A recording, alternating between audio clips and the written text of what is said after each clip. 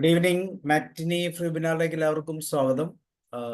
പതിപോലെ ചൊവ്വാഴ്ച ദിവസങ്ങളിൽ നമ്മൾ കഥകളിലൂടെയാണ് സഞ്ചരിക്കുന്നത്.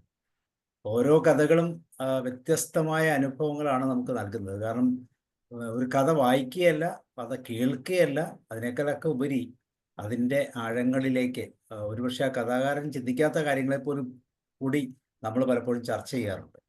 അപ്പം ഒരു കഥയിലെ മൂല്യങ്ങളെ, കഥയുടെ ആ കാര്യത്തെ കൃത്യമായിട്ട് നമ്മളിലേക്ക് ചേർത്ത് വയ്ക്കുന്ന ഈ പങ്ക്തിയിലേക്ക് എല്ലാവർക്കും സ്വാഗതം. അപ്പം ഇന്നത്തെ കഥ നമുക്ക് വേണ്ടി പറയുന്നത് നാസിമാമാണ്. നാസിമാം ഒരു ടീച്ചറാണ്, ട്രെയിനറാണ്. അപ്പം അതുകൊണ്ട് തന്നെ നമുക്ക് വളരെ കൃത്യതയോടുകൂടിയ കഥ കേൾക്കാം. നിങ്ങളെല്ലാവരും ഒരിക്കൽ കൂടി സ്വാഗതം ചെയ്യുന്നു. നാസിമാം, you are welcome. Thank you sir.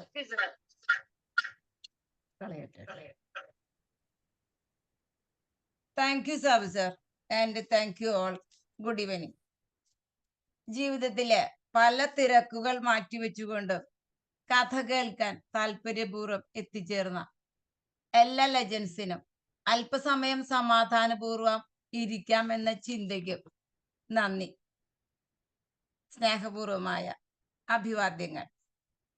നമ്മുടെ പ്രിയപ്പെട്ട എഴുത്തുകാരുടെ അന്തർഗതങ്ങൾ പലപ്പോഴും കഥാപാത്രങ്ങളിലൂടെ നമുക്ക് നിഴലിച്ചു കാണാം.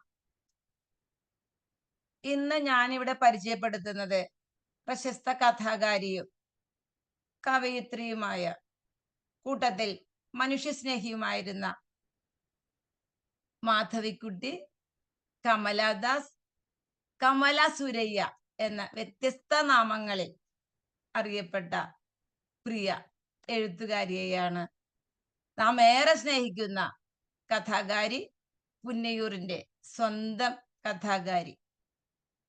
അനുഭവ തീക്ഷ്ണത കൊണ്ടും എഴുത്തിന്റെ ശക്തി കൊണ്ടും വേറിട്ട് നിൽക്കുന്ന കഥാകാരിയായിരുന്നു ഇവർ.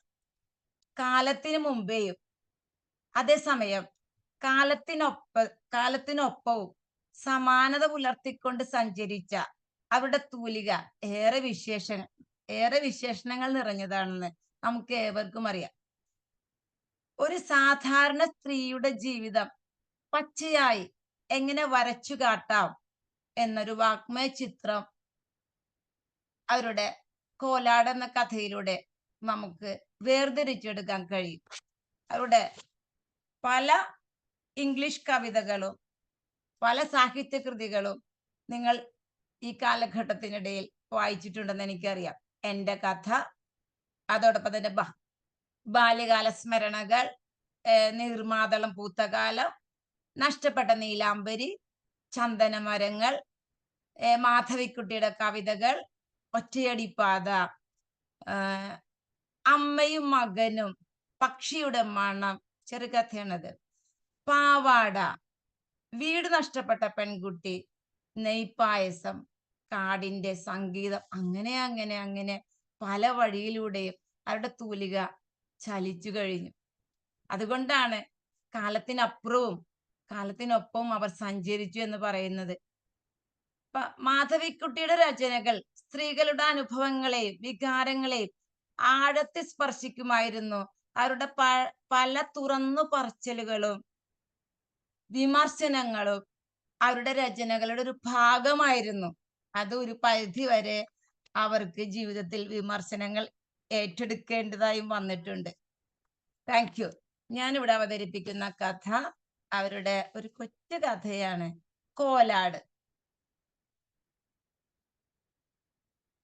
ഒരു സാധാരണ, ഒരു പരിഷ്കാരവും തൊട്ട് തീണ്ടാത്ത ഒരു നാട്ടുംപുറത്തുകാരിയായ, വലിയ പഠിപ്പോ ഒന്നുമില്ലാത്ത ഒരു പാവം വീട്ടമ്മ.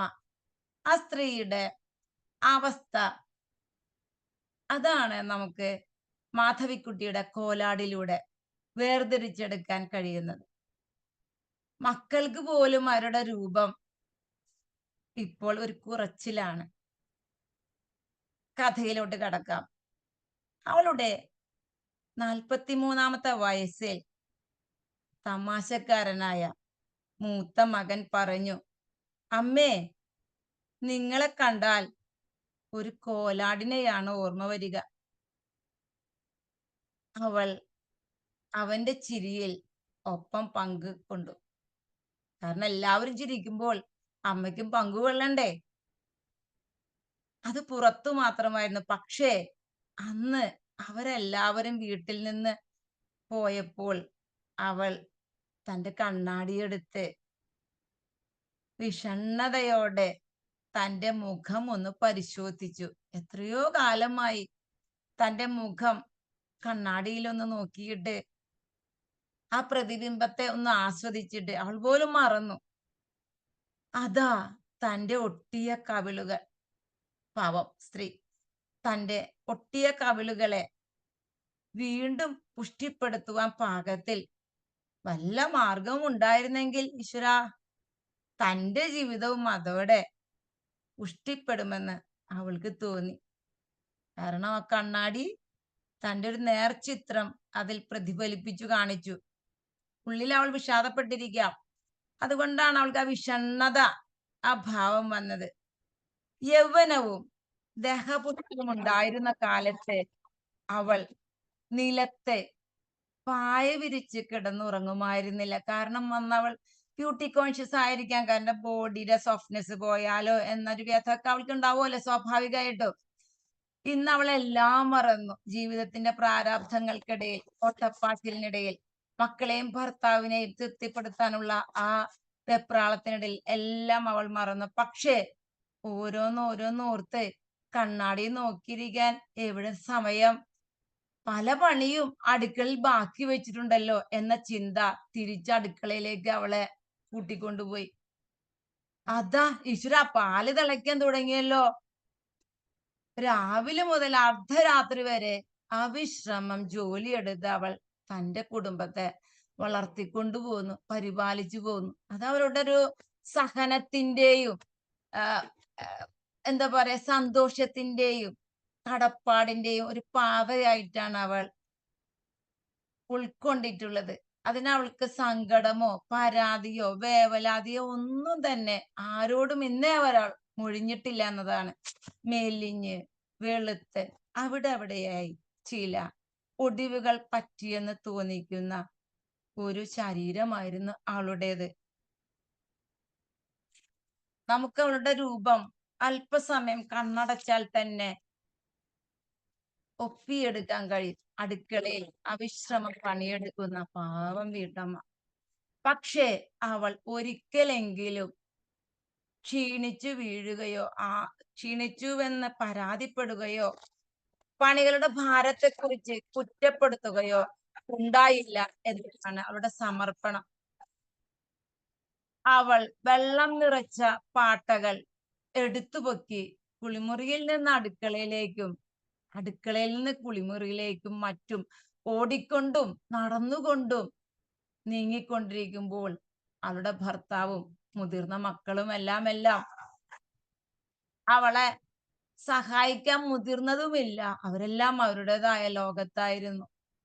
കാരണം ഇവിടെ ഒരാൾ അവിശ്രമം തൊഴിലാളിപ്പണി ചെയ്യുന്നുണ്ടല്ലോ എന്നതായിരിക്കാം. അവൾ പഠിപ്പും പരിഷ്കാരവും ഇല്ലാത്തവളായിരുന്നു. വീട് അടിച്ച് തുടച്ച് വൃത്തിയാക്കുവാനും ഭക്ഷണം പാകം ചെയ്യുവാനും തുണികൾ അലക്കി ഇസ്തിരി ഇടാനും അവൾക്കുള്ള പാഠവത്തെക്കുറിച്ച് ഭർത്താവും മക്കളും എല്ലാം ഇടയ്ക്കിടെ പുകഴ്ത്തും. അത് കേൾക്കുമ്പോൾ അവൾക്ക് ഉള്ളാലൊരു സന്തോഷം ഉണ്ടാകും. ഈ പ്രശംസ കേൾക്കുമ്പോഴൊക്കെ തന്റെ തേഞ്ഞ പല്ലുകൾ അല്പം വെളിപ്പെടുത്തിക്കൊണ്ട് അവളൊരു പുഞ്ചിരി തൂകുമായിരുന്നു. അതും വളരെ ശാന്തമായിക്കൊണ്ട്. ഇളയ മകൻ സ്കൂളിൽ നിന്ന് മടങ്ങി വരുമ്പോൾ ഒരിക്കൽ ഒരു നെല്ലിക്ക അവൾക്കായി കൊണ്ടുവന്നു. അന്ന് ആ ടീച്ചറെ ഒരു മിനിറ്റ്, കടക്കിനി ഫേസ് മറഞ്ഞു പോകുന്നു, പേപ്പർ കൊണ്ട് കാണാൻ മേല ഫേസ്. ആ, ഓക്കെ. കാണുന്നുണ്ട് സാറേ. ഇപ്പൊ ശരിയായി. നേരത്തെ പേപ്പർ അയ്യോ, വന്ന് മറഞ്ഞു പോയാണ്. ഓക്കെ. എനിക്ക് എന്നെ കാണുന്നില്ല. ഇളയ മകന് സ്കൂളിൽ നിന്ന് മടങ്ങി വരുമ്പോൾ ഒരിക്കൽ ഒരു നെല്ലിക്ക അവൾക്കായി കൊണ്ടുവന്നു. അന്ന് അടുക്കളയുടെ ഇരുട്ടിൽ നിന്ന് അവൾ സന്തോഷാശ്രുക്കൾ പൊഴിച്ചു. കാലക്രമേണ അവന്റെ കണ്ണിലും അവൾ മെല്ലെ മെല്ലെ ഒരു പേക്കോലമായി. സ്കൂൾ ആനിവേഴ്സറിയിലെ ഡ്രാമയ്ക്ക് താനും കൂടി വരുമെന്നവൾ പറഞ്ഞപ്പോൾ അവൻ പറഞ്ഞു, അമ്മ വരണ്ടാട്ടോ, എനിക്ക് കുറച്ചിലാണ്. അമ്മ വരണ്ട. അതിനെന്താ? ഞാൻ വന്നാൽ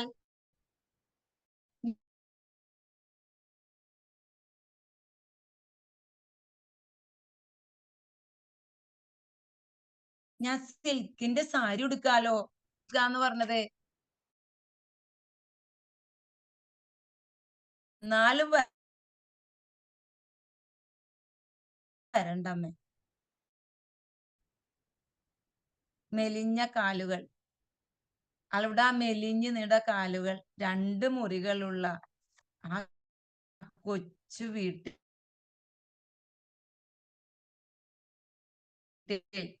വിശ്രമമില്ല. 2 കാലുകൾ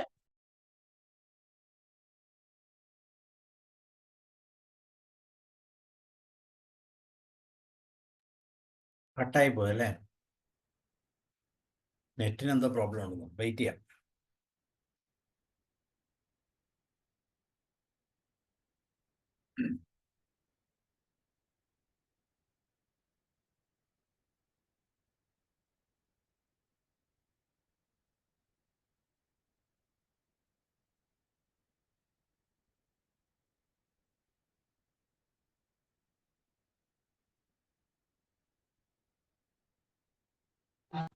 സോറി, കണക്ഷൻ പോയതാ sir. Okay okay. Okay okay, ഞാൻ ഇവിടെ വരെ പറഞ്ഞത്. ആ 2 മുറികളുള്ള ആ കൊച്ചു വീട്ടിൽ ആ മെലിഞ്ഞു നീണ്ട 2 കാലുകൾ ഇടതടവില്ലാതെ ചലിച്ചുകൊണ്ടിരുന്നു. അത് മറ്റാരുടേതുമായിരുന്നില്ല, ആ കോലാടിൻ്റെതായിരുന്നു. കോലാട് ആരാണെന്നത് പ്രസക്തമാണ് ഇവിടെ. ഒടുവിൽ ആ യന്ത്രവും കേടുവന്നു. അവൾക്ക് പനി തുടങ്ങി. വയറ്റിൽ കടുത്ത വേദനയും. ഇഞ്ചിനീരും കുരുമുളക് രസവും നാട്ടുമരുന്നും ഒന്നും തന്നെ അവളെ സഹായിച്ചതേയില്ല. അത്രയ്ക്ക് ക്ഷീണിതയും പരവശയും അവശയുമായിരുന്നവർ. കുടുംബ ഡോക്ടർ നിർദ്ദേശിച്ചു അവരെ ആശുപത്രിയിൽ കൊണ്ടുപോകണമെന്ന്. ഉടൻ തന്നെ രോഗിയെ കൊണ്ടുപോകാനുള്ള സ്ട്രെച്ചറും എത്തിയിരുന്നു.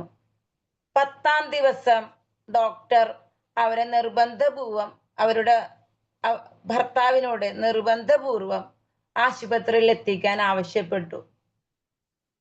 ബോധത്തിൽ നിന്ന് ഉണർന്ന അവർ പെട്ടെന്ന് നെഞ്ചത്ത് കൈവച്ച്, ഈശ്വര, അടപ്പത്ത് പരിപ്പ് കരിയുന്നുണ്ടോ ആവോ. ആ സമയത്തു സ്ട്രക്ചറിൽ ജോലിക്കാരൻ അവരെ ആശുപത്രിയുടെ റൂമിലേക്ക് ഉന്തിക്കൊണ്ടിരിക്കുകയായിരുന്നു. ഒരു സെക്കൻഡ് ഭർത്താവിന്റെ കണ്ണ് നിറഞ്ഞു. Thank you sir. Okay, thank you മാം. വളരെ ചെറിയ കഥയാണെങ്കിലും എൻ്റെ ഓരോ വരികളിലും എത്രമാത്രം കാര്യങ്ങൾ ഒളിപ്പിച്ചു വെച്ചിട്ടുണ്ട് അല്ലേ? ഒരു വലിയ വേദനയുടെ തലങ്ങൾ. ഒരമ്മ എന്ന് പറയുന്ന ആ വ്യക്തി ചെയ്യുന്ന കാര്യങ്ങളെല്ലാം തിരിച്ച് അവർക്കുണ്ടാകുന്ന പ്രതിഫലങ്ങൾ, ഇതെല്ലാം വളരെ കൃത്യമായിട്ട് കഥയിലൂടെ വെച്ചിരിക്കുന്നു എന്ന് വേണം ചിന്തിക്കാൻ. ഓരോ വാക്കുകളും ചെറുതാണെങ്കിലും അത്രമാത്രം അർത്ഥവത്തായിട്ടുള്ള ഒത്തിരി ഘടകങ്ങളുണ്ട്.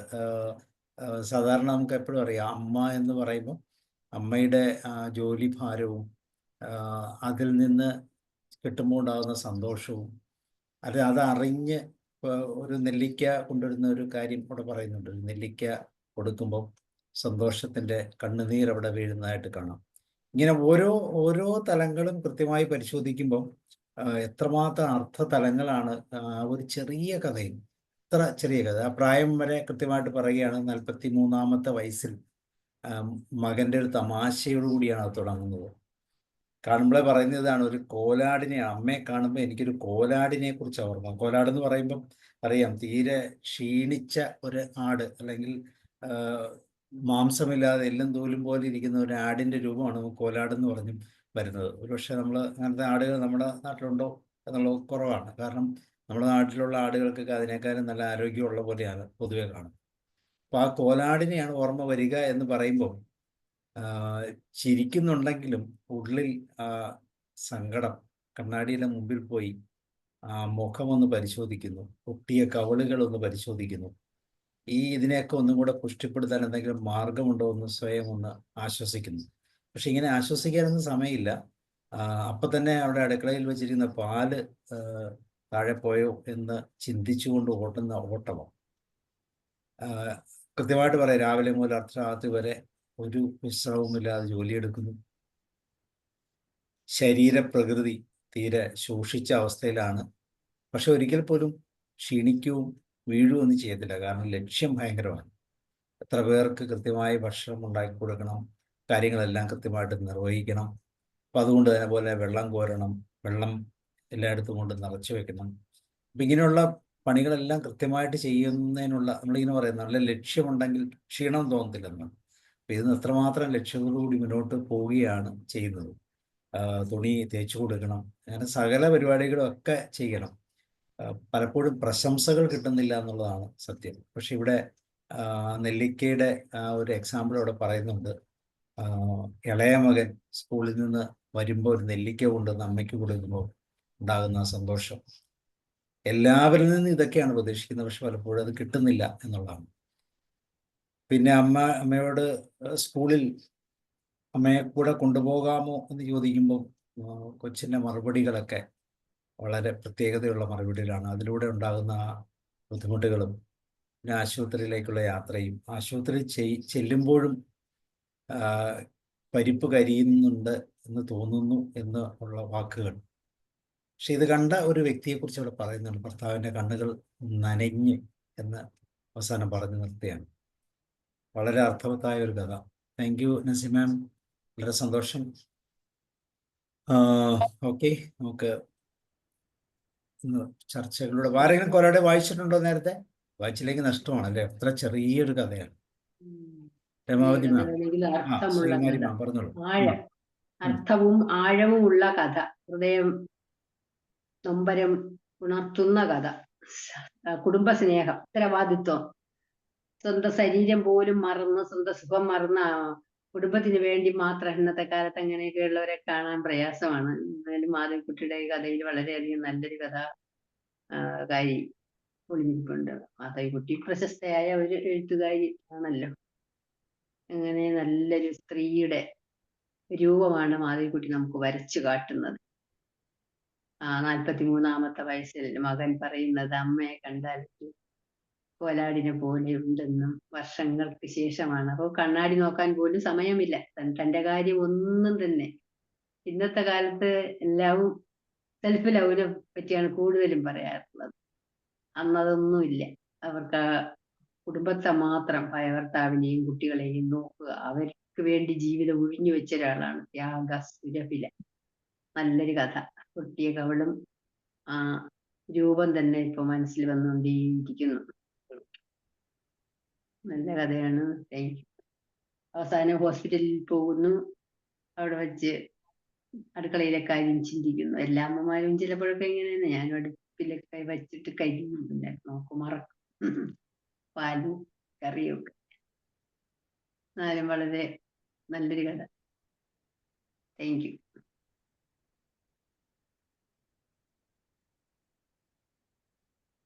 ഓക്കെ, രമാവതി മാം. ഏതായാലും കഥയിലുമുണ്ടൊരു കാര്യം. ഇന്ന് മാമിന്റെ കഥ വളരെ നന്നായിട്ടുണ്ട്. ഒരുപാട് കാര്യങ്ങൾ അതിൽ നമ്മുടെ ഡോക്ടർ സാബു സാർ പറഞ്ഞു കഴിഞ്ഞു. എന്നിരുന്നാലും മാധവിക്കുട്ടി അവരുടെ കഥകളൊക്കെ, ഇതിപ്പോ ചെറിയ കഥയാണെങ്കിൽ ഒരുപാട് അർത്ഥവത്തായിട്ടുള്ള സംഗതികൾ ഉണ്ടാവില്ലേ. അതായത് കഥ കേട്ടിട്ടും നമ്മളെ ചിന്തിപ്പിക്കുന്ന രീതിയിൽ ഇങ്ങനെയൊക്കെ ആണെന്നുള്ളത്. ഇപ്പം പഴയ കാലത്ത് ഇപ്പൊ അവർക്ക് വിദ്യാഭ്യാസം ഇല്ല എന്നല്ലേ പറഞ്ഞത്. വിദ്യാഭ്യാസം ഇല്ലാതിരിക്കാൻ കാരണം പണ്ട് ആൺകുട്ടികൾ പോയി പഠിക്കട്ടെ, പെൺകുട്ടികൾ താഴെയുള്ള കൊച്ചുങ്ങളെ നോക്കി കഴിഞ്ഞോളണം എന്നുള്ള ഒരു രീതി ഉണ്ടായിരുന്നു. അതുകൊണ്ടായിരിക്കും ചിലപ്പോ വിദ്യാഭ്യാസം ഇല്ല. അല്ല, നമ്മൾ ഗസ് ചെയ്യണം. അങ്ങനെയായിരിക്കും വിദ്യാഭ്യാസം ഇല്ലാത്തത്. പിന്നെ ബ്യൂട്ടി കോൺഷ്യസ് ഒന്നും ഇല്ലാത്തൊരു കാലം. കാരണം അവർ ബ്യൂട്ടി ആയിരിക്കും, പക്ഷെ ആ സമയത്ത് അവർക്ക് അങ്ങനെയൊന്നും ചിന്തിക്കാനോ ഞാൻ സൗന്ദര്യവതിയാണെന്നോ അല്ലെങ്കിൽ എനിക്കിപ്പോ അത്ര ഇതുണ്ടെന്നോ ചിന്തിക്കാൻ അവർക്ക് അതല്ല.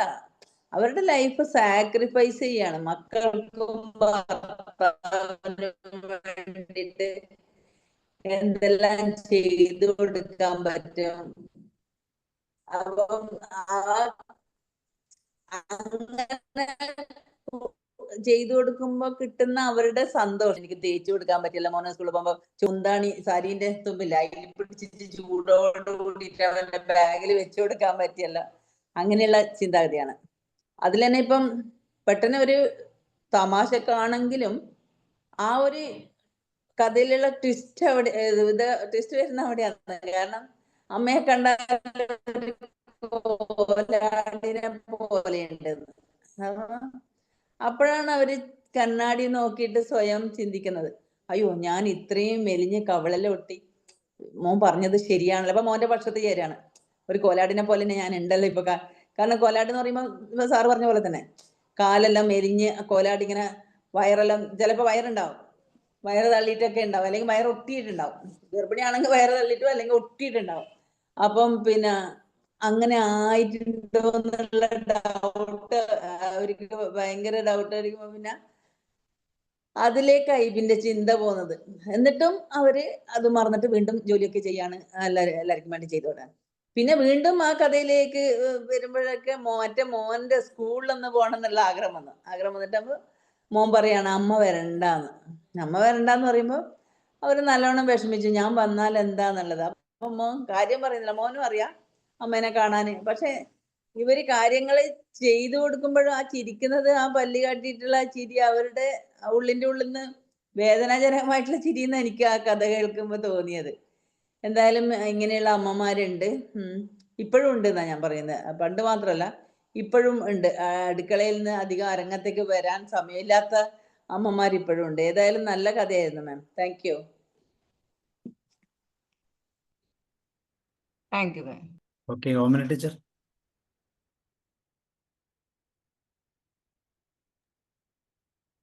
പണ്ടത്തെ അമ്മമാര് മുഴുവൻ അങ്ങനെയായിരുന്നു. ഇപ്പൊ മിക്സി അങ്ങനെയുള്ള സാധനങ്ങളൊക്കെ വന്നപ്പം ഏറ്റവും പ്രധാനം മിക്സിയാണ്. വന്നപ്പം പിന്നെ ലേഡീസ് ജോലിക്ക് പോകാൻ തുടങ്ങിയപ്പം പുറത്ത് ആളുകളുമായിട്ട് ഇടപെടാനും സംസാരിക്കാനും ഒരു എക്സ്പോഷറൊക്കെ വന്നപ്പം ഒരു കോലാടാകേണ്ട ഗതികേട് ഇപ്പൊ ഇല്ല. പക്ഷെ ഇരട്ടി പണിയാണ് ജോലിക്ക് പോകുകയും വീട്ടിലെ കാര്യം കൂടി ചെയ്യുന്നത്. എന്നാലും അത് തന്നെയാണ് ഭേദം. കാരണം നമുക്ക് പുറത്തിറങ്ങാമല്ലോ. പുറത്തിറങ്ങുമ്പം നമ്മുടെ പണികളൊക്കെ വേഗം തീർത്തിട്ട് നമ്മൾ പോകുമ്പോൾ നമുക്ക് കുറച്ചും കൂടി നമുക്കതാണ് നമുക്കെന്ന് പറഞ്ഞാൽ ലേഡീസിന് അതാണ് ഗുണം താരതമ്യേന. കാരണം ഇങ്ങനെ എത്ര ജോലി ചെയ്താലും ആ ഹസ്ബൻഡ് അവസാനം ആശുപത്രിയിൽ നിന്ന് കണ്ണു നിറച്ചിട്ടൊന്നും കാര്യമില്ല. സാറിനത് കണ്ടപ്പോൾ ഭയങ്കര വിഷമം തോന്നി. പക്ഷെ എനിക്കത് കണ്ടപ്പം എനിക്ക് ഇഷ്ടപ്പെട്ടില്ല. കാരണം അങ്ങേർക്ക് ഇതൊക്കെ ഒന്ന് കാണാനുള്ള ബോധമില്ലാതെ പോയില്ലേ. കുറച്ചൊക്കെ ഒന്ന് സഹായിച്ചുകൂടായിരുന്നു. പിന്നെ അവരെ ആകുന്നുണ്ടെന്ന് അയാൾക്ക് കാണുന്നില്ലായിരുന്നു. പിന്നെ ആശുപത്രിയിൽ നിന്ന് കണ്ണു നിറച്ചിട്ട് എന്നാ കാര്യം. ലേഡീസ് അങ്ങനെയാണ്. നമ്മൾ എല്ലാം കഴിഞ്ഞ് സ്കൂളിൽ ചെന്നാലും അല്ലെങ്കിൽ ജോലി ചെയ്യുന്നിടത്ത് ചെന്നാലും എന്തെങ്കിലും ഒരു കറിയുടെ മണമോ എവിടുന്നെങ്കിലും വരുമ്പം നമ്മൾ പേടിക്കും. അയ്യോ ഞാൻ സ്റ്റവ് ഓഫാക്കിയില്ലേ, പുറകിലത്തെ വാതിലൊക്കെ അടയ്ക്കാതെ മുൻവശത്തെ വാതിലും പൂട്ടി ഞാൻ എത്രയോ തവണ പോയിട്ടുണ്ട്. അങ്ങനെയൊക്കെ ഒരുപാട് ബുദ്ധിമുട്ട് നമ്മൾ സഹിക്കുന്നുണ്ടെങ്കിലും ആ ജോലി ലേഡീസും കൂടെ ജോലി ചെയ്യാൻ തുടങ്ങിയപ്പോഴാണ് ഈ നോർമലായത് സമൂഹം. കുട്ടികൾക്കാണേലും അങ്ങനെ ജോലി ചെയ്യുന്ന അമ്മമാരോട് കുറവ്. അവർ വളരുന്നതിനനുസരിച്ച് ബഹുമാനം കുറഞ്ഞാ വരുന്നത്. ഈ കോലാടിനോട് ബഹുമാനം കുറഞ്ഞാ വരുന്നത് കുട്ടികൾക്ക് പുറത്ത് കൊണ്ടുപോകാൻ താല്പര്യമില്ല, പുറത്ത് കാണിക്കാൻ താല്പര്യമില്ല. കോലാട് അല്ലെങ്കിൽ തന്നെ പിള്ളേർക്ക് കുറച്ച് കഴിയുമ്പോൾ ടീനേജ് ഒക്കെ ആയാൽ പിന്നെ പുറത്ത് കൊണ്ടുപോകാനൊന്നും താല്പര്യം ഉണ്ടാവില്ല. പിന്നെ കോലാട് കൂടി ആണെങ്കിൽ പറയാനുണ്ട്. അപ്പൊ ഇതിൽ നിന്നൊക്കെയാണ് ഈ സെൽഫ് ലവ് ഉണ്ടായത്. ഒരു ഡിപ്പെൻഡന്റ് ആകുമ്പം ഞാൻ എപ്പോഴും ശ്രദ്ധിക്കാറുണ്ട് ചെറിയ കുട്ടികൾ അമ്മമാരുടെ കൂടെ കൂടെ കൂടെ കൂടെ കയ്യെ പിടിച്ചും കാലെ പിടിച്ചൊക്കെ പോണത്. പക്ഷെ മാധവിക്കുട്ടി തന്നെ ഒരിക്കൽ പറഞ്ഞു, അമ്മ എൻ്റെ കൂടെ വരണ്ട എന്ന് പറയുന്ന ആ സമയത്താണ് അമ്മയ്ക്ക് വയസ്സായത്. പിന്നെ അതുവരെ അമ്മയ്ക്ക് വയസ്സായത് അമ്മയ്ക്കൊന്നും തോന്നൂല. മക്കളെ മക്കളെ മക്കളെ എന്ന് വിചാരിക്കുമ്പോൾ അമ്മ എപ്പോഴും ഭയങ്കര ഹാപ്പിയാണ്, ചെറുപ്പക്കാരിയാണ്, എല്ലാമാണ്. ടീനേജർ ആകുമ്പോൾ കുട്ടി പറയും ഞാൻ എൻ്റെ കൂടെ വരണ്ട എന്ന് മുഖത്ത് നോക്കി പറയും. അപ്പോഴാണ് അമ്മയ്ക്ക് വയസ്സാകുന്നതെന്നാണ് മാധവിക്കുട്ടി തന്നെ പറഞ്ഞത്. അപ്പോൾ അതൊക്കെ സമൂഹത്തിന്റെ ഭാഗമാണ്. ഈ സെൽഫ് ലവും ഇപ്പോഴത്തെ ഈ ജോലി പിന്നെ ലേഡീസ് ജോലി ചെയ്യുന്നതും ഒക്കെ ഒത്തിരി നന്നായി എന്ന് തന്നെയാണ് ഞാൻ പറയുന്നത്. ഇപ്പൊ ഒരു കുടുംബശ്രീയും കൂടെ വന്നു, അതും ഒത്തിരി നന്നായി. ഇങ്ങനെ ആ ഭർത്താവ് ആശുപത്രിയിൽ നിന്ന് കണ്ണു നിറച്ച പോലെയല്ലേ എല്ലാ മനുഷ്യരുടെയും സ്വഭാവം. Thank you sir. നന്നായിട്ട് അവതരിപ്പിച്ചു. നല്ല പിന്നെ സെന്റിമെന്റലായിട്ട് അവതരിപ്പിച്ചു. നല്ല കഥയായിരുന്നു. ഒരു ചെറിയ കഥയാണെങ്കിലും ഒരുപാട് നേരം നമുക്ക് ആലോചിക്കാനുള്ളതുണ്ട്. ഒത്തിരി കാര്യങ്ങൾ അതിൻ്റെ അകത്തുണ്ട്. കാരണം എഴുതിയത് മാധവിക്കുട്ടിയാണല്ലോ. Thank you sir. Roy sir.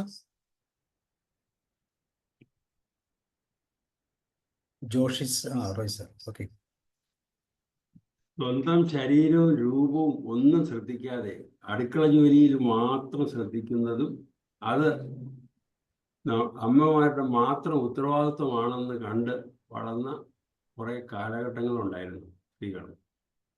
പക്ഷേ അത് മാധവിക്കുട്ടി പ്രസന്റ് ചെയ്യുമ്പോൾ ആ ഒരു കാലഘട്ടമാണ്. ഇപ്പോൾ ഓമന ടീച്ചർ പറഞ്ഞ പോലെ മോഡേൺ സൗകര്യങ്ങളൊന്നും ഇല്ലാതെ ഭക്ഷണം പ്രിപ്പയർ ചെയ്യുമ്പോൾ ഡെഡിക്കേറ്റഡ് ആയിട്ട് ആ കാര്യങ്ങളെല്ലാം ചെയ്തേ വെക്കുള്ളൂ. അന്നത്തെ കാലഘട്ടത്തിൽ അമ്മിക്കല്ലിൽ അരയ്ക്കണം, അടുപ്പിൽ തീ ഊതി കത്തണം. ഇന്നിപ്പോൾ ഗ്യാസും മിക്സിയൊക്കെ വന്നു, അതൊക്കെ ശരിയാണ്. പക്ഷെ അപ്പോൾ ഇതെല്ലാം കഴിഞ്ഞിട്ട് മറ്റൊരു കാര്യവും ശ്രദ്ധിക്കാൻ പറ്റാത്ത ഒരവസ്ഥയാണ്. എങ്കിലും തൻ്റെ ഉത്തരവാദിത്വ ബോധം ഒരു പിഴയും വരാതെ പൂർത്തിയാക്കണമെന്ന ഡെഡിക്കേഷനോടുകൂടി പ്രവർത്തിക്കുന്ന ഒരമ്മ.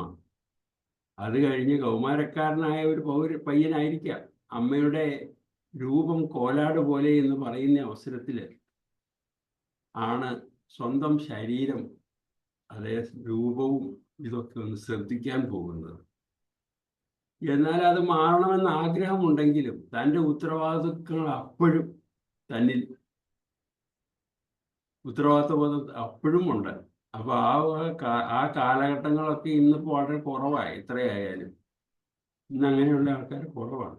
പക്ഷേ ഇതൊക്കെ ശരിക്കും ഒരു അറിവ് തരുന്നതിനും അവരുടെ ഉത്തരവാദിത്വ ബോധങ്ങൾ വേണ്ട വിധി കൈകാര്യം ചെയ്യുമ്പോൾ ശ്രദ്ധിക്കാതെ പോകുന്ന ഈ ക്ലാസ് ബേസ് ക്ലാസ് ആണ്. വളരെ ഭംഗിയായി നോർമലി ഇതിന്റെ ആവശ്യം ഉണ്ടാകത്തുള്ളൂ. വളരെ നന്മയത്തോടു കൂടി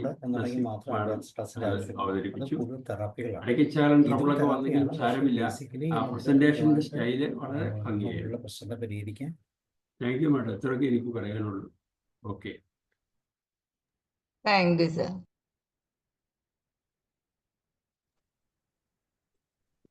നസീമ ടീച്ചറെ നമസ്കാരം. ഓക്കെ ജോഷ് സാർ കേൾക്കാവോ? നസീമ ടീച്ചറിന്റെ കഥയ്ക്കും അവതരണത്തിനും എല്ലാം പ്രത്യേകമായ നന്ദി പറയുന്നു. അവതരിപ്പിച്ചതിന് പ്രത്യേകമായിട്ട് അഭിനന്ദിക്കുകയും ചെയ്യുന്നു. ഇത് ഒരമ്മ കഥയാണെന്ന് പറയാം, ഒരു നൊമ്പര കഥയാണെന്നും പറയാം. കഴിഞ്ഞ കാലഘട്ടവും ഈ കാലഘട്ടവും ഇവിടെ ഓമന ടീച്ചറുമൊക്കെ പറഞ്ഞ എല്ലാവരും തന്നെ ആ ഒരു തലത്തിൽ അതിന്റെ ഒരു കമ്പാരിസണും കാര്യങ്ങളുമൊക്കെ നടത്തി ഓരോരുത്തരുടെ വീക്ഷണത്തിൽ നിന്നുകൊണ്ട്. ഇന്നത്തെ പത്രം നമ്മൾ വായിച്ചിട്ടുള്ളവര് അല്ലെങ്കിൽ ന്യൂസിലൊക്കെ ഉണ്ടായിരുന്നിരിക്കണം, നിങ്ങൾ കേട്ട ഒരു വാർത്ത. ആലപ്പുഴ പുന്നപ്പുറയിലാണ് സംഭവം. അമ്മയുടെ ആൺ സുഹൃത്തിനെ ആ വീട്ടിലെ ഈ അമ്മയുടെ ഭർത്താവും മകനും കൂടി ചേർന്ന് വൈദ്യുതി കെണിയെ ഒരുക്കി അവനെ കൊന്നു. കാലഘട്ടം മാറി. ഇവിടെ സ്വാതന്ത്ര്യം അല്ലെങ്കിൽ പഴയ തലമുറയിലെ കഥ പറഞ്ഞപ്പോൾ ആ അമ്മയിലുണ്ടായിരുന്ന മൂല്യം ഇന്ന് ഒരുപാട് സാധ്യതയുണ്ട്, എക്സ്പോഷറൊക്കെ ഉണ്ട്. പലതിന് ആളുകൾക്ക് ഇറങ്ങിപ്പോകാം, ടൂറ് പോകാം, കാര്യങ്ങളൊക്കെ ഉണ്ട്. പക്ഷെ ഇങ്ങനെ ഒരു ഒരു സത്യം കൂടി നമ്മെ പഠിപ്പിക്കുന്നു. മറ്റൊന്ന്, കഴിഞ്ഞ ഈ ആഴ്ചയുടെ ആരംഭത്തിലാണ്, ഈ ആഴ്ചയിലല്ല, കഴിഞ്ഞ ആഴ്ചയുടെ ആരംഭത്തിലാണ് ഷെറിൻ എന്ന് പറയുന്ന ഒരു കുറ്റവാളിയെ ജയിലിൽ നിന്ന് വിട്ടയക്കാൻ തീരുമാനിച്ചു. 14 കൊല്ലത്തെ ശിക്ഷ നടത്തി. നമുക്കെല്ലാവർക്കും അറിയാം, കാരണവരെ കൊന്ന, അതായത് തൻ്റെ ഭർത്താവിൻ്റെ അപ്പനെ കൊന്ന ഷെറിൻ. വലിയ ആളുകളുമൊക്കെ ആയിട്ടാണ് ബന്ധം, ചെറിയ ആളുകളൊന്നുമല്ല. അത്തരത്തിലുള്ള ഒരു ലോകം. അത് 14 കൊല്ലം മുമ്പ്. ഇത് ആദ്യം ഞാൻ പറഞ്ഞത് ഈ പുന്നപ്പുറയിലെ സംഭവം ഇന്നലെ മാധവൻകുട്ടി എഴുതിയ കഥയുടെ അമ്മ കുറെ കൂടെ മുന്നേ ജീവിച്ച അമ്മയാണ്. അപ്പോൾ മൂല്യത്തിന്റെ സംവഹിക്കൽ, അമ്മയ്ക്ക് വിഷമവും വേദനയും ഈ കോലാട് പോലത്തെ ശരീരപ്രകൃതിയും ഒക്കെ ഉണ്ടാകാം. അല്ലെങ്കിൽ ഭർത്താവ് വേണ്ടവണ്ണം അന്ന് ശ്രദ്ധിച്ചിട്ടുണ്ടാവില്ല, അല്ലെങ്കിൽ നമ്മൾ പ്രതീക്ഷിക്കുന്നത് പോലെ ശ്രദ്ധിച്ചിട്ടുണ്ടാവില്ല. എന്നാൽ ആ അവസ്ഥയിലുമൊക്കെ ആ കുടുംബത്തിൽ സ്നേഹത്തിന്റെ മനസ്സിലാക്കൽ മീൻസ് ഈ കുടുംബബോധം ഉണ്ടായിരുന്നു. അതാണ് ഒരുപക്ഷെ വർത്തമാനകാലത്തിൽ എക്സ്പോഷർ കൂടിയപ്പോഴും, വിദ്യാഭ്യാസം കൂടിയപ്പോഴും, സൗഹൃദം കൂടിയപ്പോഴും, അല്ലെങ്കിൽ പലതരം സംഘടനകളൊക്കെ വന്നപ്പോഴും ഒക്കെ സംഭവിച്ചുകൊണ്ടിരിക്കുന്നത്. എന്തായിരുന്നാലും കൊള്ളാം, കുടുംബ മൂല്യങ്ങൾ സംരക്ഷിക്കപ്പെടുക തന്നെ വേണം. എന്നാൽ തീർച്ചയായിട്ടും പരിഗണിക്കുകയും മനസ്സിലാക്കുകയും കൂടി വേണം. ഈ ഒരു സമ്മേളനത്തിലാണ് നമ്മളുടെ എല്ലാവരുടെയും കുടുംബങ്ങൾ മുന്നോട്ട് പോകേണ്ടത്. അടുത്ത തലമുറയിൽ, അടുത്ത കാലങ്ങളിൽ ഇനിയും ഇതെല്ലാം ഇങ്ങനെ നിലനിൽക്കുമോ നമുക്ക് അറിഞ്ഞുകൂടാ. ഇന്നത്തെ പെൺകുട്ടികൾ വളർന്നു വരുമ്പോൾ അവരെല്ലാം വിദേശത്ത് ജോലിയോ സ്വദേശത്തെ ഉന്നത ജോലിയോ ഒക്കെയാണ് പിന്നെ സ്വപ്നം കാണുന്നത്. ചില അമ്മമാരെങ്കിലും ചില അമ്മമാരെങ്കിലും വലിയ ക്രെഡിറ്റ് പോലെ പറയുന്നത് ഞാൻ കേട്ടിട്ടുണ്ട്. അല്ലാതെ ഇത് ആരെങ്കിലും പറഞ്ഞു കേട്ട ഒരു സംഗതിയല്ല. അവള് 9 മണി ആകുമ്പോഴേ എഴുന്നേക്കത്തുള്ളൂ അവധിയാണെങ്കിൽ. സാധാരണ ദിവസം 6:30 എഴുന്നേക്കത്തുള്ളൂ. അവക്ക് കാര്യമായിട്ട് ഈ പാചകമോ അതൊന്നും അവൾക്കറിയില്ല. അവൾക്ക് അതിലൊന്നും താല്പര്യവുമില്ല. ഇത് ഏതാണ്ട് ഒരു വലിയ മഹാകാര്യം പോലെയാണ് പറയുന്നത്. അപ്പോൾ നമ്മളിവിടെ ഇരിക്കുന്നവരൊക്കെ കുറച്ച് പ്രായം ചെന്നവരും നമ്മുടെ ഒരുപക്ഷെ മൂരാച്ചി ചിന്തയാണെന്ന് ചിലപ്പം ചിലരെങ്കിലും പറഞ്ഞേക്കുമായിരിക്കാം. ആയിക്കോട്ടെ, എന്തായാലും എൻ്റെ ആശയഗതികൾ, കുടുംബ മൂല്യങ്ങൾ സംരക്ഷിക്കപ്പെടുക തന്നെ വേണം എന്നുള്ളതാണ്. ആധുനിക അമ്മ ജീൻസ് ഇട്ടാലും, ആധുനിക അമ്മ ലെഗിൻസ് ഇട്ടാലും, ആധുനിക അമ്മ വേറെ ഏതെങ്കിലും ധരിച്ചാലും, ബോബി ചെയ്താലും അമ്മ അമ്മയായിരിക്കണം. അമ്മയിൽ അമ്മത്വം ഉണ്ടായിരിക്കണം. അതാണ് ഞാൻ വായിച്ച ഒരു ലേഖനത്തിലെ 2 കാര്യങ്ങൾ ഞാൻ ഓർക്കുന്നത്. ഇതാണ്, ഇന്ന് വീടുകളിൽ അമ്മമാരില്ല. ഇന്ന് വീടുകളിൽ ടീച്ചർമാര് മാത്രമേ ഉള്ളൂ. പഠിക്കേ എന്ന് നിർബന്ധിക്കുന്ന ഒരമ്മയാണ് പല വീടുകളിലും കാണുന്നത്. പക്ഷേ അമ്മ അമ്മയായിരിക്കണം. അമ്മയിൽ അമ്മത്വം ഉണ്ടായിരിക്കണം. അതേ ലേഖനത്തിൽ തന്നെ മറ്റൊരു കാര്യം കൂടി പറഞ്ഞ് ഞാൻ ഓർക്കുന്നുണ്ട്. നിങ്ങൾക്കറിയാമോ ഈ ടെക്നോളജി എന്ന് ചോദിച്ചിട്ടാണ്. അതായത് പണ്ട് അപ്പൻ വീട്ടിലേക്ക് വല്ലപ്പോഴും ഒരു ഗ്യാസ് മുട്ടായി വാങ്ങിച്ചുകൊണ്ട് വരാറുണ്ട്. അങ്ങനെ ഗ്യാസ് മുട്ടായി കൊണ്ടുവരുമ്പോൾ അമ്മ എന്ത് ചെയ്യും? കറുപ്പിച്ചാത്തി എടുത്തുകൊണ്ട് വന്ന് വൈകിട്ടത്തെ പ്രാർത്ഥനയൊക്കെ കഴിയുമ്പോൾ ഈ ഗ്യാസ് മുട്ടായിയെ 8 ആയിട്ടോ 9 ആയിട്ടോ മുറിക്കും. മുറിച്ചിട്ട് ഓരോരുത്തരുടെ പേര് വിളിച്ച് ഓരോരുത്തർക്കും അതിൻ്റെ ഓരോ കഷണം കൊടുക്കും. ഈ വിഭജിച്ച് നൽകുന്നതിൻ്റെ, പങ്കുവെച്ച് നൽകുന്നതിൻ്റെ, പങ്കുവയ്ക്കലിൻ്റെ ഒക്കെ മനോഹാരിത പഠിപ്പിക്കുന്ന അമ്മ അവിടെ ഉണ്ടായിരുന്നു. ഇന്നറിയാമോ, മഞ്ച് ഒരു ബോക്സ് ആയിട്ടാണ് വാങ്ങിച്ചു കൊടുക്കുന്നത്. കേക്ക് ഒരു പെട്ടിയാണ് വാങ്ങിച്ചു കൊടുക്കുന്നത്. ഇത് കിട്ടുന്ന കുട്ടിക്ക് ആർത്തി തീരുന്നുണ്ടോ? ആർക്കെങ്കിലും കൊടുക്കുമോ? പലപ്പോഴും ഇല്ല. ഒരു വീട്ടിൽ 2 കുട്ടികളുണ്ടെങ്കിൽ 3 ബാത്റൂം ഉണ്ടാക്കും. എന്നിട്ട് പറയും, ഇത് നിന്റേതാണ്, അത് മറ്റേ ആളിൻ്റെത്. ഇത് നീ എടുക്കരുത്, ഇതിൽ കയറല്ലേ, ഇതിൽ മറ്റേ ആള് കയറല്ലേ. 2 പേർക്കും ഓരോ തോർത്ത്. ഹൈജീനിക്കാണ്, നമ്മൾ വളരെ കോൺഷ്യസ് ആണ്.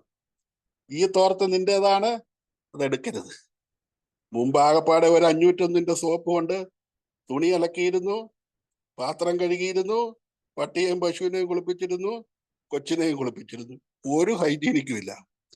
ഒരു തോർത്ത് കൊണ്ട് അപ്പനും കുളിച്ചു, അമ്മയും കുളിച്ചു, പിള്ളേരും കുളിച്ചു, ഒന്നും പറ്റിയില്ല.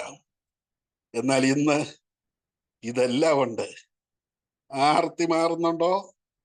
പങ്കുവെക്കലുണ്ടോ? ഒരു വീട്ടിൽ 10 പിള്ളേരുള്ള വീട്ടിൽ വീതം വയ്പ് നടത്താനുള്ളതിനേക്കാൾ, ചെയ്തിരുന്നതിനേക്കാൾ അതീവ ദുഷ്കരമാണ് 2 കുട്ടികളുള്ള വീട്ടിലെ സ്വത്ത് വീതം ചെയ്യാൻ. ഞാൻ നിർത്തുന്നു.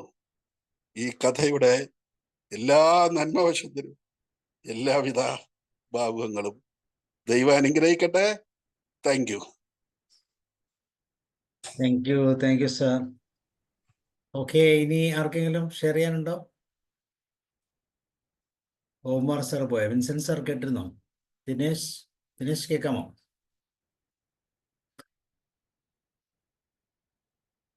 ജോർജ് സാർ ഉണ്ടോ? ഓക്കെ, അല്ലെങ്കിൽ നമുക്ക് നസീമാമിൽ നിന്നും കൂടെ കേൾക്കാം. നസീമ, അൺമ്യൂട്ട് ചെയ്യൂ. Thank you sir, thank you very much. അപ്പോൾ അതിൻ്റെ വേദി തന്നതിനും അത് അവതരിപ്പിക്കാൻ കഴിഞ്ഞതിനും അതിൽ എറർ വന്നതിൽ എന്നോട് ക്ഷമിക്കണം. നെറ്റ് പോയി ലാപ്പിൽ, മൊബൈൽ ചാർജ് തീർന്നുകൊണ്ടാണ് അതിൽ കയറിയത്. അപ്പൊ കുട്ടിക്കാലത്തെ അനുഭവങ്ങളെയും ഓർമ്മകളെയും എപ്പോഴും കഥാകാരന്മാർ ഓർക്കും, സാധാരണ മനുഷ്യരും ഓർക്കും. അപ്പൊ ഈ കഥയിലെ പ്രധാന വിഷയങ്ങള് കുട്ടിക്കാലം, ഓർമ്മകള്, കഥാകാരുടെ നഷ്ടബോധം, ഒറ്റപ്പെടല്, സ്നേഹം, ഇവയൊക്കെ അറിയാതെ തന്നെ നേളിക്കുന്നുണ്ട്. കാരണം അവര് വളരെ ചെറുപ്പത്തില് നാട്ടിൽ നിന്ന് പറിച്ചു നടപ്പെട്ട, കൽക്കത്തയിലേക്ക് പറിച്ച് നടപ്പെട്ട ഒരു വ്യക്തിയാണ്. അപ്പൊ തൻ്റെ കുട്ടിക്കാലത്തെ ഒരുപാട് ഒറ്റപ്പെടലുകള്, നഷ്ടബോധമൊക്കെ അവർ അനുഭവിച്ചത് എപ്പോഴും പറയും. അപ്പൊ ആ കാലഘട്ടത്തിലെ ഓർമ്മകൾ അവരെ ഒരുപാട് വേദനിപ്പിച്ചിട്ടുണ്ടാവും. അതേസമയം അവരുടെ അമ്മയും അടുത്തുള്ള പല ആളുകളുമായിട്ടുള്ളൊരു അടുപ്പം, സ്നേഹബന്ധം അവരെപ്പോഴും പറയാറുണ്ട്, വ്യക്തിബന്ധങ്ങള്. അപ്പൊ കോലാട് എന്ന കഥയിലൂടെ കമല തൻ്റെ ഇന്നർ ചൈൽഡിന്റെ വേദനകളും സന്തോഷങ്ങളും ഒരു പക്ഷെ നമ്മോട് സംവദിക്കുന്നതാകാം. പിന്നെ തൻ്റെ അമ്മ അടുക്കളയിൽ മറ്റുള്ളവരെ സന്തോഷിപ്പിക്കാനായിട്ട് പാചകത്തിൽ മുഴുകി എല്ലാം മറന്നുകൊണ്ട് സമർപ്പണ ബോധത്തോടെ അച്ഛനെയും മക്കളെ സന്തോഷിപ്പിക്കുന്ന അമ്മയുടെ രൂപം അത് വരച്ചു കാണിച്ചതാവാം. അങ്ങനെ നമുക്ക് പല തലങ്ങളിലൂടെ ഈ കഥ എന്നെ നമുക്ക് വേർതിരിച്ചെടുക്കാൻ പറ്റും. അപ്പൊ കൂടാതെ സ്ത്രീകളുടെ ദുരിതപൂർണമായ ജീവിതത്തെ അവര് പ്രതിഫലിപ്പിക്കുന്നുണ്ടേല്. അപ്പൊ സ്നേഹത്തിന് സാര ഭംഗിയായിട്ട് പറഞ്ഞു, ഓരോരുത്തരും പറഞ്ഞത് അവരുടെ കാഴ്ചപ്പാട് കഥാകാരിയൊക്കെ കണ്ട അതേ തലം പല സമയത്ത് കവിഞ്ഞു തോന്നും നമുക്ക് അവരുടെ വേർഷൻ കേൾക്കുമ്പോ. അപ്പൊ സ്നേഹത്തിനും അംഗീകാരത്തിനുമുള്ളൊരു ദാഹം, ഒരു അഭിവാഞ്ച, എല്ലാവർക്കും സ്നേഹവും അംഗീകാരം ആവശ്യമാണ്, അമ്മയ്ക്കായാലും അച്ഛനായാലും മക്കൾക്കായാലും. അപ്പൊ ഈ കഥയിലെ അമ്മയ്ക്ക് തൻ്റെ കുടുംബത്തിൽ നിന്ന് താൻ ചെയ്യുന്ന ആ സമർപ്പണത്തിന് ഒരു അംഗീകാരം കിട്ടിയാൽ എത്രയോ സന്തോഷമായിരിക്കാം. അപ്പൊ അത് ലഭിക്കാതെ വരുന്നുണ്ട് പലപ്പോഴും. അപ്പൊ അതായിരിക്കാം ഒരു പക്ഷേ അവരുടെ മാനസികാവസ്ഥ അപജയപ്പെട്ടതെന്ന് എനിക്ക് തോന്നി. അവർ മെല്ലെ മെല്ലെ സുന്ദരി ആവാതെ കോലാടായി മാറിയത്. അധ്വാനം മാത്രല്ലല്ലോ, മനസ്സിന് സന്തോഷം ഉണ്ടെങ്കിൽ ആ പ്രസന്നത മുഖത്തെങ്കിലും നിൽക്കും, ഏത് മെലിഞ്ഞ കോലാടായാലും. അപ്പൊ ഈ കഥ നമ്മളെ പലതും ഓർമ്മിപ്പിക്കുന്നുണ്ട്. പ്രായമായവരെ, പ്രത്യേകിച്ച് മാതാപിതാക്കളെ അവഗണിക്കരുത്, അവരെ ബഹുമാനിക്കണം. അവർ ചെയ്യുന്ന ആ സമർപ്പണത്തിന് അവർക്ക് വേണ്ട അംഗീകാരം, ചേർത്ത് നിർത്തല്, തലോടല്, ഒരു നന്ദി സൂചന കൊടുക്കണം. അപ്പൊ പഠിക്കാൻ വേണ്ടി ഇരിക്കുന്ന, അവനവന്റെ ഭക്ഷണത്തിന് വേണ്ടി മാത്രം എത്തുന്ന സ്വാർത്ഥ ചിന്താഗതിയുള്ള മക്കളെ പ്രിയപ്പെട്ട അമ്മ നിസ്വാർത്ഥമായ സേവനമാണ് അവിടെ സമർപ്പിക്കുന്നത്. അമ്മ തളർന്നു കൊണ്ടുപോകുമ്പോ കുട്ടികളൊന്നും ഞെട്ടി, അത്രേ ഉള്ളൂ. അപ്പൊ അമ്മയ്ക്ക് ഇങ്ങനത്തെ ഒരു ഭാവമുണ്ടോ, അമ്മയ്ക്ക് തളർച്ച ഉണ്ടോ എന്ന് പോലും അവർ ചിന്തിച്ചിട്ടേ ഇല്ല ജീവിതത്തില്. കാരണം അമ്മ ഒരു യന്ത്രാണ്. ഇടതടവില്ലാതെ അങ്ങോട്ടും ഇങ്ങോട്ടും സഞ്ചരിക്കുന്ന രണ്ട് കാലുകൾ മാത്രമാണ് കോലാട്. അപ്പൊ സ്ത്രീകളെ ബഹുമാനിക്കണം, സ്നേഹ അംഗീകാരം വേണം എന്നുള്ളതും സ്ത്രീയുടെ അവകാശങ്ങൾക്ക് വേണ്ടി കഥാകാരി നമ്മോട് സംവദിക്കുന്നു. Thank you sir, thank you very much. തീർച്ചയായിട്ടും ഈ സൈക്കോളജിക്കൽ തലത്തിൽ ഒത്തിരി അർത്ഥങ്ങളും കാര്യങ്ങളൊക്കെ പറയും. നമ്മൾ ഇന്നഗ്രാം എന്ന് പറഞ്ഞ പേഴ്സണാലിറ്റി ഇൻഡെക്സിൽ അങ്ങനെ ഒരു സൈക്കോളജി പഠനമുണ്ട്, വ്യക്തിത്വത്തെ കൃത്യമായിട്ട് അറിയുന്നത്. അതിൽ സാധാരണ അമ്മമാരുടെ ആ ഏരിയ എന്ന് വെച്ചാൽ ടൈപ്പ് 2 ആണ്. രണ്ടാമത്തെ കാറ്റഗറിയിലാണ് അമ്മമാർ വരുന്നത്. നിസ്വാർത്ഥമായി പണിയെടുക്കും, ഒന്നിനും പ്രതിഫലം ചോദിക്കത്തില്ല, പക്ഷെ മനസ്സിൽ ആഗ്രഹിക്കും. അങ്ങനെയാണ് ആ നെല്ലിക്ക കിട്ടുമ്പോൾ കണ്ണുനീര് വരുന്നത്. കാരണം അങ്ങനെ കിട്ടിയിരുന്നെങ്കിൽ എപ്പോഴും ആഗ്രഹിക്കും, പുറത്തൊന്നും പറയത്തില്ല. പക്ഷെ ചില സാഹചര്യങ്ങളിൽ അത് പുറത്ത് പറയുമ്പോൾ അത് ഭയങ്കര വൈകാരികമായ ഒരു പ്രശ്നമായി മാറുകയും ചെയ്യും. അപ്പം അതിനെല്ലാം വളരെ കൃത്യമായിട്ട് എടുത്ത് കാണിക്കുകയാണിത്. പിന്നെ ഓമന ടീച്ചർ പറഞ്ഞതിൻ്റെ അകത്ത് വ്യത്യാസം പറഞ്ഞത്, സാധാരണ ഭർത്താക്കന്മാർ അങ്ങനെ പോലും പെരുമാറാറില്ല. അവളുടെ ഒരു പരിപ്പ് കറി എന്ന് പറയും, പക്ഷെ ഇതങ്ങനെയല്ല, കരയുമായത്. അപ്പം അതിൻ്റെ അകത്തൊരു എന്തോ ഒരു വ്യത്യസ്തത അവിടെ ഫീൽ ചെയ്തിട്ടുണ്ട് എന്നുള്ള. സാധാരണ അങ്ങനെ പറയാറില്ലല്ലോ. ആശുപത്രി കിടക്കുമ്പോഴാണോ എപ്പോഴും നെഗറ്റീവായിട്ടായിരിക്കും പറയുന്നത്, അങ്ങനെയാണല്ലോ പൊതുവെ. അപ്പം ഇവിടെ അങ്ങനെയല്ല, ഇത് കരഞ്ഞു എന്നാണ് പറഞ്ഞത്. ഏത് രീതിയിൽ കരഞ്ഞു എന്നുള്ളത് കഥാകാരി കൃത്യമായിട്ട് പറയുന്നില്ലെങ്കിലും അതിനെ ഞാൻ പോസിറ്റീവായിട്ട് എടുത്തു മാത്രമേ ഉള്ളൂ. സാറേ ഞാൻ കഥ കേട്ടില്ല. ഭർത്താവിന്റെ മനസ്സിൽ കൊണ്ടു, പക്ഷെ അയാൾക്ക് കുറച്ചുകൂടെ നേരത്തെ ഇതൊക്കെ ആകാമായിരുന്നു എന്ന് ഞാൻ പറഞ്ഞതേ ഉള്ളൂ. അത് ശരിയാ, അത് 100% സാറ് പറഞ്ഞത് ശരിയാണ്. അവൾക്ക് ഇപ്പോഴും അവിടെ ഒരു പരിപ്പ് കയറി എന്നാണ് നമ്മുടെ ആൾക്കാരൊക്കെ പറയുന്നത്. അതെ, വിൻസെന്റ് സാറാ പറയും. സാറേ ഞാന് ഇത് കേട്ടില്ല, കഥ കേട്ടില്ല. പക്ഷെ ഈ എല്ലാവരുടെയും റിവ്യൂ ഞാൻ കേട്ടു. അപ്പൊ ഒരു അമ്മേനെ കുറിച്ചിട്ടുള്ളതാണെന്ന് മാത്രം എനിക്ക് മനസ്സിലായി. ഞാൻ പറയാൻ കാരണം, ഇന്ന് ഞാൻ ഇൻസിഡൻ്റലി ഒരു വാട്സപ്പിൽ ഒരു ചെറിയൊരു സ്റ്റോറി വായിച്ചു. അത് ഇതുപോലെ തന്നെ ഇതോട് ബന്ധപ്പെട്ടതാണ്, അതുകൊണ്ട് ഞാൻ പറയാണ്. ഒരു സ്കൂളിൽ ആനുവൽ ഫംഗ്ഷൻ നടക്കുന്ന സമയത്ത് മദേഴ്സ് ഡേ സെലിബ്രേഷൻ കൂടെ അതിന് കൂടെ അവർ ചെയ്യാമെന്ന് വിചാരിച്ചു. അപ്പോൾ അവിടുത്തെ പ്രിൻസിപ്പളും ക്ലാസ് ടീച്ചേഴ്സൊക്കെ കൂടെ കുട്ടികളോട് പറഞ്ഞു, നമുക്ക് ഇന്ന് അമ്മമാർക്ക് ഒരു സ്പെഷ്യൽ ഗിഫ്റ്റ് കൊടുക്കണം. അതുകൊണ്ട് ഒരു സ്പെഷ്യൽ ഒരു പാട്ട് രൂപീകരിച്ച് ആ പാട്ട് എല്ലാവരെയും കൊണ്ട് പഠിപ്പിച്ചു. അന്നത്തെ ദിവസം ആ പാട്ട് പാടാനായിട്ട് എല്ലാവർക്കും റിഹേഴ്സലൊക്കെ കൊടുത്ത് ആ ഫൈനൽ ഡേ എത്തി. പാട്ട് തുടങ്ങി കുറച്ചു നേരം കഴിഞ്ഞപ്പോൾ അതിലൊരു കുട്ടി മാത്രം ഈ പാട്ട് പാടാണ്ട് കൈ കൊണ്ട് എന്തൊക്കെയോ കോഷ് കാണിക്കുന്നുണ്ട്. അപ്പോൾ ആദ്യം ആരും ശ്രദ്ധിച്ചില്ല, പിന്നെ ക്ലാസ് ടീച്ചർ ശ്രദ്ധിച്ചു.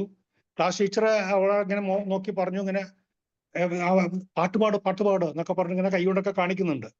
പക്ഷെ ആ കുട്ടി കാണുന്നില്ല. അപ്പോൾ കുറച്ചു നേരം കഴിഞ്ഞപ്പോൾ കാണികൾ വെച്ചാൽ പാരൻസ് ആണ് ഭൂരിപക്ഷവും, പിന്നെ കുറച്ച് ഇൻവൈറ്റീസ് ഉണ്ടാവും. അപ്പോൾ അവരൊക്കെ പിന്നെ കുറച്ച് നേരം കഴിഞ്ഞപ്പോൾ ചിരിക്കാനൊക്കെ തുടങ്ങി. ചില കംപ്ലീറ്റ് മറ്റേ കുട്ടികളുടെയും കോൺസെൻട്രേഷൻ പോയി. ഈ കുട്ടി ഇടയ്ക്ക് നിന്നിട്ട് കൈയും കാലൊക്കെ കാണിക്കുമ്പോൾ മറ്റവരുടെയും കോൺസെൻട്രേഷൻ പോയി. അങ്ങനെ ആകെ അവർ വിചാരിച്ച പോലുള്ള ഒരു പ്രസന്റേഷൻ ആ സ്കൂളത്തെ ആ ഫംഗ്ഷൻ നടത്താൻ പറ്റിയില്ല. അപ്പോൾ നമ്മുടെ നസീമ ടീച്ചറെ പോലെയുള്ളൊരു ഹെഡ് മിസ്ട്രസ് പ്രിൻസിപ്പൾ അവിടെ ഉണ്ടായിരുന്നു. പുള്ളിക്കാരിക്ക് ദേഷ്യം വന്നു, പറഞ്ഞു ആ കുട്ടി നമ്മുടെ ഇന്നത്തെ പ്രോഗ്രാം ചീത്തയാക്കി, കൊളമാക്കി. She should be expelled from the school immediately. അപ്പോൾ അങ്ങനെ പറഞ്ഞപ്പോൾ പറഞ്ഞ് ഇത് കഴിഞ്ഞ ഉടനെ തന്നെ ക്ലാസ് ടീച്ചർക്ക് ആകെ വിഷമമായി. എന്തായാലും എൻ്റെ കൊച്ചാണല്ലോ. ക്ലാസ് ടീച്ചറിനെ ഓടിച്ചെന്നു ആ കൊച്ചിനോട് ചോദിച്ചു, മോളെ നീ എന്ത് പണി നീ ചെയ്തേ? പാട്ട് പാടുന്ന സമയത്ത് നീ ഇങ്ങനെ കൈയും കാലും കൊണ്ട് വോഷ് കാണിച്ചെന്തിനാ? അപ്പൊ കുട്ടി ചിരിച്ചു. അത് ഞാൻ അത് കരുതിക്കുട്ടി ചെയ്താന്ന് പറഞ്ഞു. പിന്നെ എന്തിനാ നീ ചെയ്തു എന്ന് പറഞ്ഞപ്പോൾ കാണികളിൽ ചൂണ്ടിക്കാണിച്ച് പറഞ്ഞു അവിടെ എൻ്റെ അമ്മ നിൽപ്പുണ്ട്. അമ്മ നിൽക്കണമെങ്കിൽ നീ എന്തിനാ എങ്ങനെ ചെയ്തേ? അമ്മയ്ക്ക് ചെവി കേൾക്കാൻ പറ്റില്ല. അപ്പൊ അമ്മയ്ക്ക് ഞാൻ ആ ചെവി കേൾക്കാൻ പാടില്ലാത്ത ആൾക്കാരുടെ ഇതുണ്ടല്ലോ, അതിന് പറഞ്ഞ അവരുടെ ഇത് ആ ബ്രെയിലി, അത് കണ്ണു കാണാത്ത ആൾക്കാർ. കാരണം ഇവർക്ക് ചെവി കേൾക്കാൻ പാടില്ലാത്ത anyway what ever it be. നമ്മളിപ്പോ ന്യൂസിലൊക്കെ കേൾക്കില്ലേ, ന്യൂസ് കാണിക്കുന്ന സമയത്ത് അതുപോലെ തന്നെ ആ ഇതാണ് ഞാൻ കാണിച്ച ആങ്ഷൻ. അത് അമ്മയ്ക്ക് മനസ്സിലാവും. ആംഗ്യഭാഷ. ഈ ആംഗ്യഭാഷ കാണിച്ചപ്പോ അമ്മയ്ക്ക് അമ്മമാരെ കുറിച്ച് പ്രവർത്തിക്കൊണ്ടുള്ള ഒരു പാട്ടാണ്. എൻ്റെ അമ്മയ്ക്ക് അത് കേൾക്കാനും പറ്റണില്ല, അത് ആസ്വദിക്കാനും പറ്റണില്ല. എൻ്റെ അമ്മയ്ക്ക് ആസ്വദിക്കാൻ വേണ്ടി മറ്റുള്ള എല്ലാ കുട്ടികളുടെ അമ്മമാരും ആസ്വദിക്കുന്നുണ്ട്.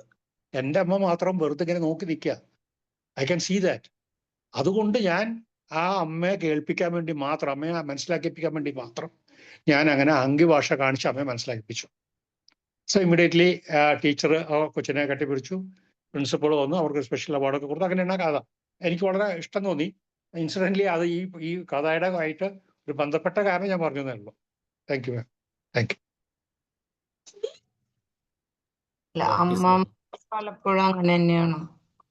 ഞാനൊക്കെ താക്കോല് ഉമ്മർത്ത് വെച്ച് മറന്നു പോയിട്ടുണ്ട് വണ്ടി എടുത്തിട്ട്.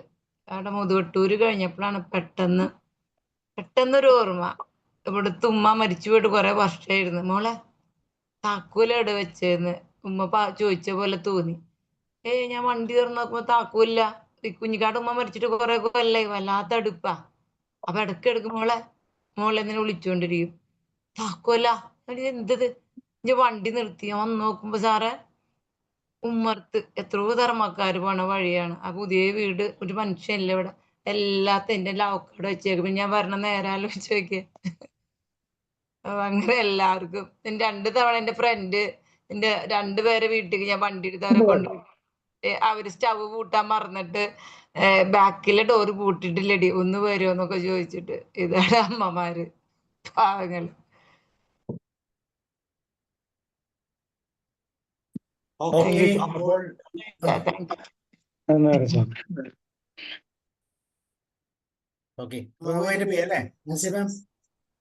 സാറേ, താങ്ക് യു വെരി മച്ച്. വളരെ സന്തോഷം. നല്ല മനോഹരമായി അവതരിപ്പിച്ചു.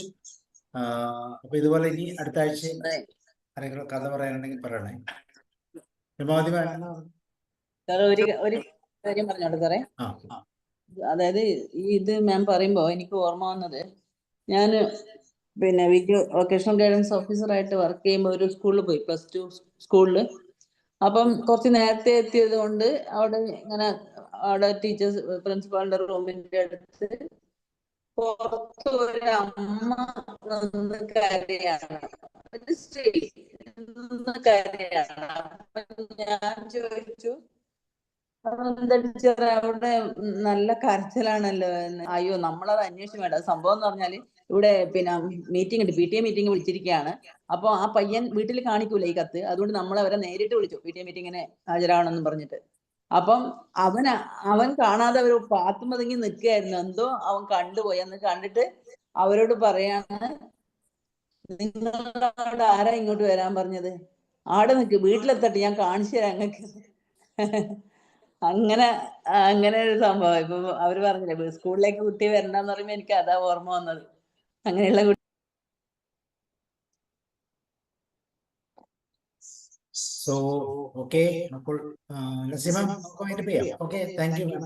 വളരെ മനോഹരമായി.